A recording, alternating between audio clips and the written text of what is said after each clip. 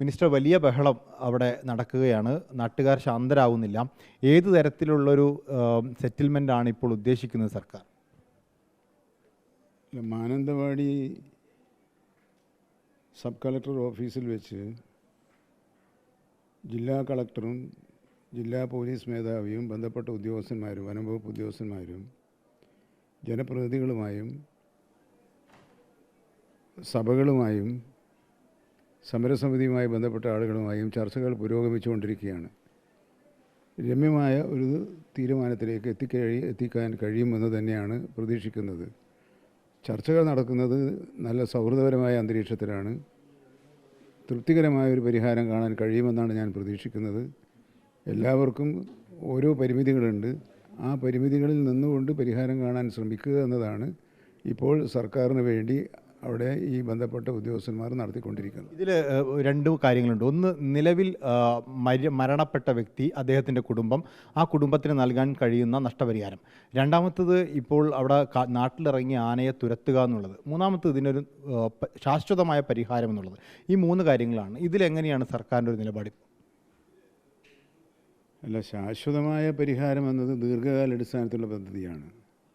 അതിനെക്കുറിച്ച് ഞാൻ പലവട്ടം പറഞ്ഞു കഴിഞ്ഞു. ഞങ്ങൾ അത്തരമൊരു പദ്ധതി ആവിഷ്കരിച്ച് 10 വർഷം കൊണ്ട് നടപ്പിലാക്കുന്നൊരു പദ്ധതി കേന്ദ്ര ഗവൺമെൻറ്റിൻ്റെ ശ്രദ്ധയിൽപ്പെടുത്തുകയുണ്ടായി.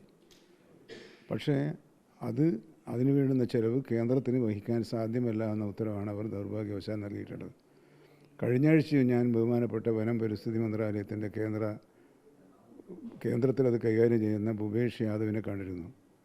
അദ്ദേഹത്തോട് വീണ്ടും ആവർത്തിച്ചപ്പോഴും ഇപ്പോൾ അതേക്കുറിച്ച് ചർച്ച ചെയ്യാൻ സാധ്യമല്ല എന്ന നിലപാടാണ് സ്വീകരിച്ചത്. പണം അനുവദിക്കാൻ പറ്റില്ല എന്നാണ് കേന്ദ്ര സർക്കാർ നിലപാടാണ് അവർ സ്വീകരിച്ചിട്ടുള്ളത്. നിലവിൽ ഈ കുടുംബത്തിന് നമുക്ക് ചെയ്തു കൊടുക്കാൻ പറ്റുന്ന കാര്യം എന്തൊക്കെയാണ്? ജോലി, നഷ്ടപരിഹാര തുക എന്ന രീതി അല്ല, അവരുടെ ഡിമാൻഡുമായി ബന്ധപ്പെട്ട ചർച്ച അവിടെ നടക്കുകയാണ്. ആ ചർച്ചയിൽ എത്തിച്ചേരുന്ന സമവായമാണ് ഗവൺമെൻറ് നടപ്പിലാക്കുക. പ്രധാനമായിട്ടും അവർക്ക് ജോലി എന്നുള്ളതാണ്, സ്ഥിരം ജോലി എന്നുള്ളതാണ്.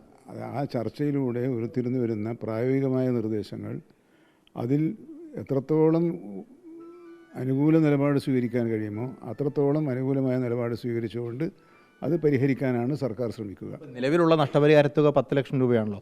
ആ 10 ലക്ഷം രൂപ നൽകുക എന്നുള്ളതിനപ്പുറത്ത് നഷ്ടപരിഹാരത്തിൻ്റെ കാര്യത്തിലൊന്നും സർക്കാരിന് നിലവിൽ തീരുമാനിക്കാൻ പറ്റില്ല. അല്ല, അത് ചില ബദൽ നിർദ്ദേശങ്ങളൊക്കെ അവർ ചർച്ച ചെയ്യുന്നുണ്ടെന്നാണ് ഞാൻ മനസ്സിലാക്കിയിട്ടുള്ളത്. അവയോടൊക്കെ നമുക്ക് എന്ന് പറഞ്ഞാൽ പരമാവധി എന്തൊക്കെ ചെയ്തു കൊടുക്കാൻ കഴിയുമോ ആ കാര്യങ്ങളൊക്കെ ചെയ്യുന്ന കാര്യത്തിൽ ഒരു പ്രയാസവും ഗവൺമെൻറ്റിനുണ്ടാവുകയില്ല. പക്ഷേ എല്ലാവർക്കും അതിൻ്റേതായ പരിമിതികളുണ്ട്. ആ പരിമിതിക്കകത്ത് നിന്നുകൊണ്ട് മാത്രമേ ചെയ്യാനാവൂ എന്ന കാര്യം അവർ കൂടി ഓർക്കണം. ജോലി കൊടുക്കുന്ന കാര്യത്തിലൊക്കെ നമുക്ക് ഇപ്പം തന്നെ ഉറപ്പ് കൊടുക്കാൻ വേണ്ടി സാധിക്കുന്നതാണ്. 10 ലക്ഷത്തിൻ്റെ കാര്യത്തിൽ ഉറപ്പ് കൊടുക്കാൻ സാധിക്കുന്നതാണ്. താങ്കൾ പറഞ്ഞ പോലുള്ള പ്രശ്നങ്ങൾ എങ്ങനെ ഫലപ്രദമായി നടപ്പിലാക്കാൻ കഴിയുമെന്ന കാര്യം ഗൗരവത്തിൽ തന്നെ ഗവൺമെൻറ് ചർച്ച ചെയ്യേണ്ടതാണ് എന്ന് തന്നെയാണ് എൻ്റെ അഭിപ്രായം. ഇപ്പോൾ വനംവകുപ്പ് ഇറക്കിയിരിക്കുന്ന ഉത്തരവ് പ്രകാരം ആനയെ കാട്ടിലേക്ക് തുരത്താൻ പറ്റിയില്ലെങ്കിൽ വെടിവെക്കുക എന്നുള്ള, മയക്കുവെടി വെക്കുക എന്നുള്ളതാണ്. അല്ല, അതൊരു നിയമപരമായ ഭാഷയാണ്, അത്രയേ ഉള്ളൂ. മയക്കുവെടി വെക്കാൻ തന്നെയാണ് തീരുമാനം. അതെ, 10 ലക്ഷം കൊടുക്കുന്ന കാര്യത്തിലും ജോലി കൊടുക്കുന്ന അത് വെക്കാൻ കാരണം ഇതില്ലെങ്കിൽ ദുരുപയോഗപ്പെടുത്തരുത് എന്നൊരു ഒരു പ്രിക്കോഷൻ മാത്രമാണ്. തികച്ചും സാങ്കേതികവും നിയമപരമാണ്. കോടതിയിൽ പോയാൽ മറ്റൊരു പോംവഴിയും ഇല്ലാത്തത് കൊണ്ടാണ് വെടിവെക്കാനിടയായത് എന്ന ഒരു സാങ്കേതികത്വം മാത്രമാണ്. അതിൽ ജോലിയുടെ കാര്യത്തിലും ഈ നഷ്ടപരിഹാരം 10 ലക്ഷം കൊടുക്കുന്ന കാര്യത്തിലും സർക്കാരിന് ഒന്നും ചിന്തിക്കും. അത് അവർക്ക് ഉറപ്പ് കൊടുക്കാൻ വേണ്ടി കഴിയുന്നതാണ്. ജോലി സ്ഥിരം ജോലിയായിട്ട്. അല്ല, അത് എന്താണെന്ന് വെച്ചാൽ അതൊക്കെ വനംവകുപ്പിന് തീരുമാനിക്കാവുന്ന കാര്യങ്ങളാണ്. ആ കാര്യങ്ങളൊക്കെ ഇന്നവിടെ തീരുമാനിക്കുന്നതിൽ ഒരു വിരോധമില്ല എന്നുള്ളത് അവർക്കും അറിയാം. അവരത് സംസാരിച്ചുകൊണ്ടിരിക്കുന്നത്. ഏതായാലും ചർച്ചകൾ ഭംഗിയായി പുരോഗമിച്ചുകൊണ്ടിരിക്കുന്നുണ്ട്. നല്ല നിലയിൽ തീർക്കാൻ കഴിയുമെന്ന ശുഭപ്രതീക്ഷയാണ് എനിക്കുള്ളത്. പ്രതിഷേധിക്കുന്നവരോട് എന്താണ് വനമന്ത്രി എന്ന രീതിയിൽ പറയാൻ? അത് ഞാൻ പറഞ്ഞല്ലോ, നേരത്തെ പറഞ്ഞതിന് എനിക്ക് ആവർത്തിക്കുന്നു. മനുഷ്യസാധ്യമായ ഒരു ഗവൺമെൻറ്റിന് നിയമപരമായി ചെയ്യാൻ സാധിക്കുന്ന എന്തൊക്കെ കാര്യങ്ങളുണ്ടോ ആ കാര്യങ്ങളൊക്കെ ഒട്ടും വൈകാതെ സമയബന്ധിതമായി നടപ്പിലാക്കുമെന്ന ഉറപ്പാണ് വനമന്ത്രി എന്നുള്ള നിലയ്ക്ക് എനിക്ക് അവരോട് പറയാനുള്ളത്.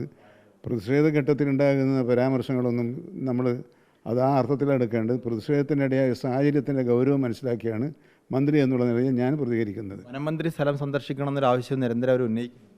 അതെ, ഞാൻ പറഞ്ഞല്ലോ, അതിനെല്ലാം ആ ആവശ്യത്തോടൊന്നും എനിക്ക് വിഷയമൊന്നുമില്ല. പക്ഷേ ആ വിഷയങ്ങളെല്ലാം കാണേണ്ടത് വികാരപരമായ തലത്തിൽ ഉള്ളൊരു വിഷയമായതുകൊണ്ട് അതേ വികാരപരമായ തലത്തിൽ അല്ലല്ലോ ഗവൺമെൻറ് പ്രവർത്തിക്കേണ്ടത്. പ്രതിപക്ഷം പക്ഷേ ഇതിനെ തങ്ങളുടെ രാജ്യം പോലും ആവശ്യപ്പെടുന്ന രീതിയിലേക്ക് എത്തിയിരിക്കുന്നു.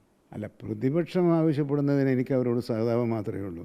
കാരണം കാട്ടിൽ നിന്നും വന്യജീവികൾ നാട്ടിലേക്ക് ഇറങ്ങി വരുന്നത് ഈ കേരളത്തിൽ ഇപ്പോൾ ഭരിക്കുന്ന വനംവകുപ്പ് മന്ത്രി അതിൻ്റെ രാഷ്ട്രീയം നോക്കിയൊന്നുമല്ലല്ലോ. അതങ്ങനെ ഉണ്ടാവില്ലല്ലോ.